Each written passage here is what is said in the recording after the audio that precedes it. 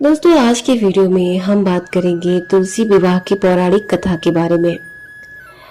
आपने देखा होगा कि हर घर में या आप अपने ही घर में देख लीजिए, तुलसी विवाह का त्योहार मनाया जाता है।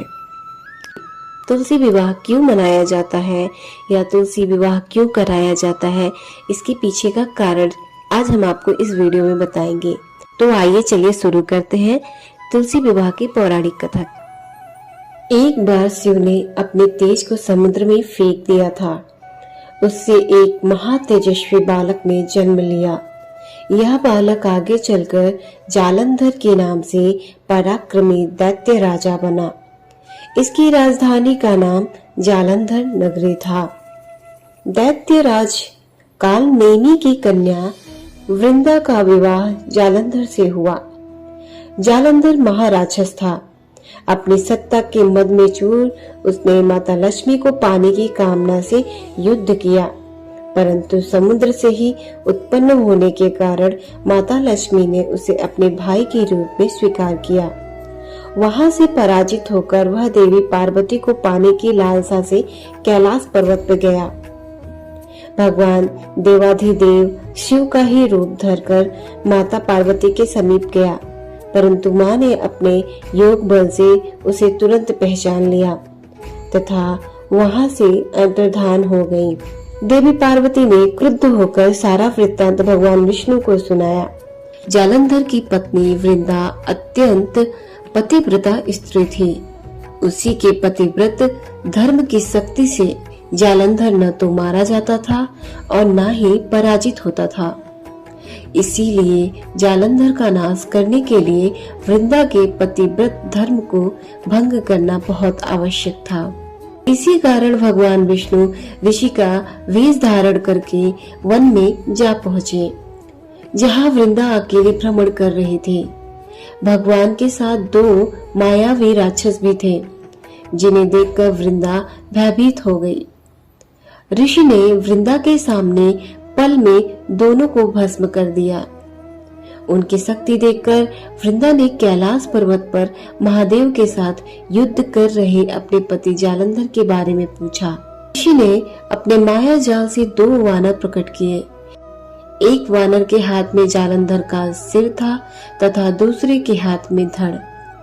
अपने पति की यह दशा देखकर वृंदा मूर्छित होकर गिर पड़ी।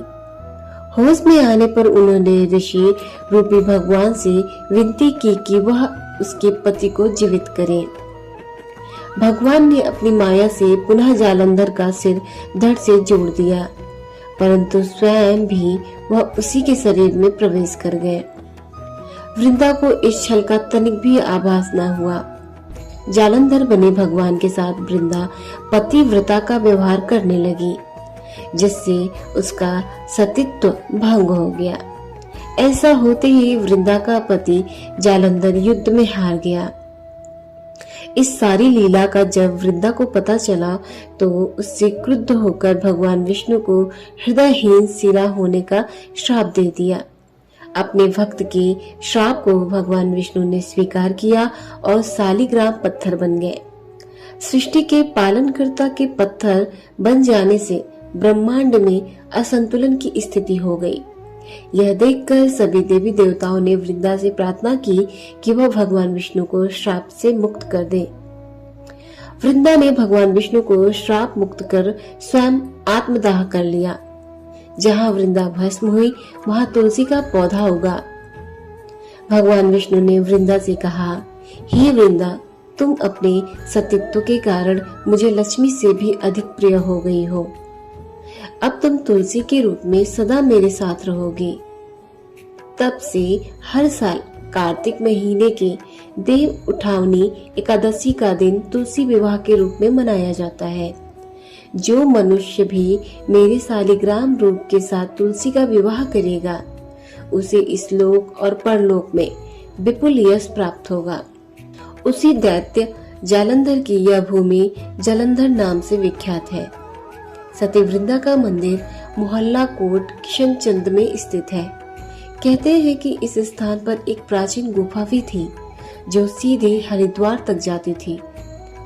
सच्चे मन से 40 दिन तक सती वृंदा देवी के मंदिर में पूजा करने से सभी मनोकामनाएं पूर्ण होती हैं। जिस घर में तुलसी होती है वहां यम के दूत भी असमय नहीं जा सकते। मृत्यु के समय जिसके प्राण मंजरी रहित तुलसी और गंगा जल मुख में रखकर निकल जाते हैं वह पापों से मुक्त होकर वैकुंठ धाम को प्राप्त होता है।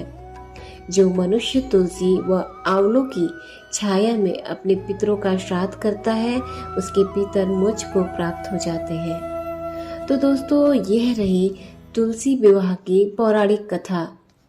आशा करती हूँ कि आपको मेरा ये वीडियो पसंद आया होगा। अगर आपको ये वीडियो पसंद आया हो तो आप मेरे वीडियो को लाइक कर दीजिए और मेरे चैनल को भी सब्सक्राइब कर दीजिएगा और साथ ही नोटिफिकेशन का बेल आइकन दबा दीजिएगा ताकि इसी तरह की और भी जानकारी मैं अपने चैनल के माध्यम से आप तक पहुंचा सकूं। धन्यवाद दोस्तों।